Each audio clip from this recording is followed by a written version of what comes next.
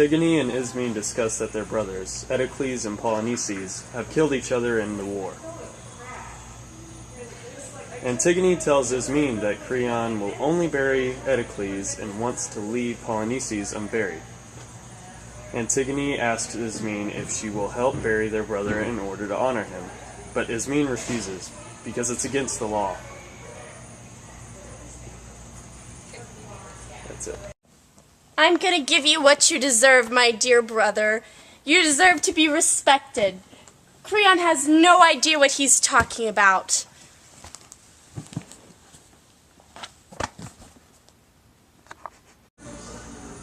Creon speaks to the people of Thebes about the story of Eteocles and Polynices. Eteocles and Polynices were supposed to share rule over the city of Thebes after their father Oedipus died. Unfortunately, Polynices was unwilling to share this power and attacked Eteocles, and both of them died in battle. Creon tells the people that Polynices is a traitor and he will be left unburied to be eaten by the birds in the woods, and Eteocles will be buried with full honors. A sentry enters and tells Creon that he knows something about the burial of Polynices' body, and the two re-enter the palace to discuss.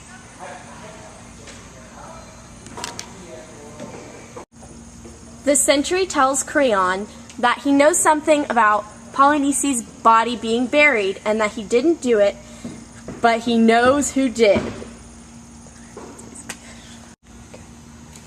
The sentry looks around and sees Antigone walk by and grabs her and takes her to the palace. The sentry calls for Creon to tell him Antigone was the one who buried him and goes through exactly what he saw happen.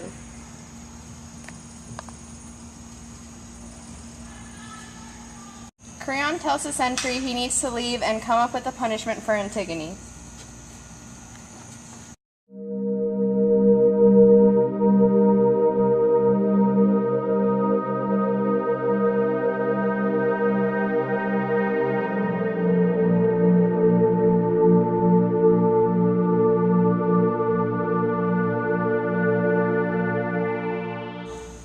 Ismene claims that she shares the guilt of the crime of burying her brother and that she should be punished as well as Antigone. But Antigone argues about who exactly is responsible, and she claims that Ismene shouldn't be punished.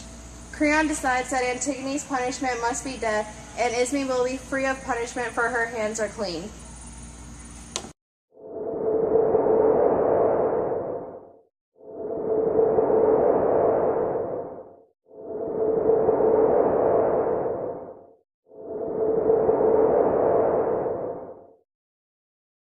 Haman, son of Creon, explains how he respects his father's decision, but there are rumors that she doesn't deserve death. He says that his father doesn't hear what the people say, but he does, but they don't say anything because they're afraid of the punishment.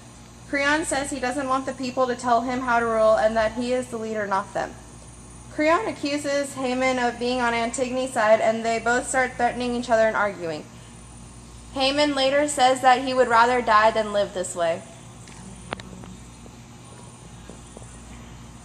Antigone is placed in prison, and she is later talking to herself about her death and punishment, which she accepts.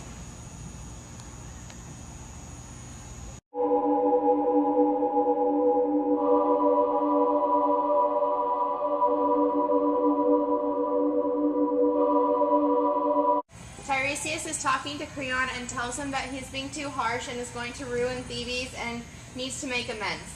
They argue because Creon doesn't like to be told he is wrong, and he believes that he should be able to rule the way he wants.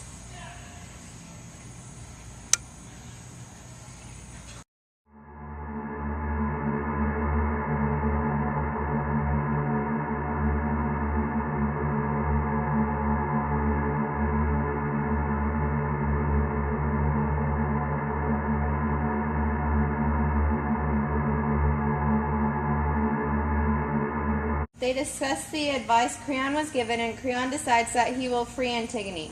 The leader and Creon rush out to free her.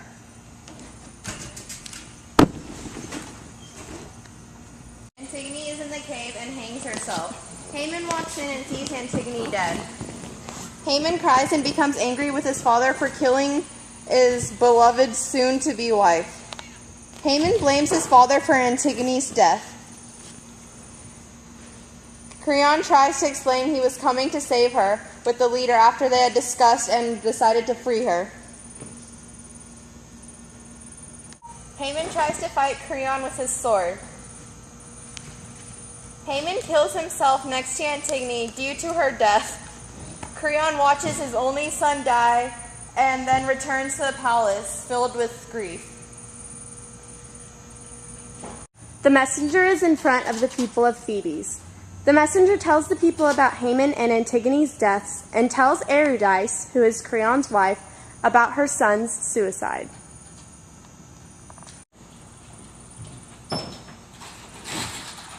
Eurydice is very upset when she hears the news about her son and runs out of the palace without a word.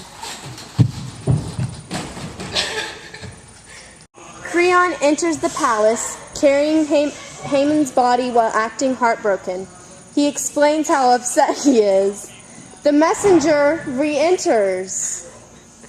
The messenger explains that Eurydice stabbed herself due to her son's death and anger towards Creon. Creon is miserable and asks his attendants to banish him from Thebes.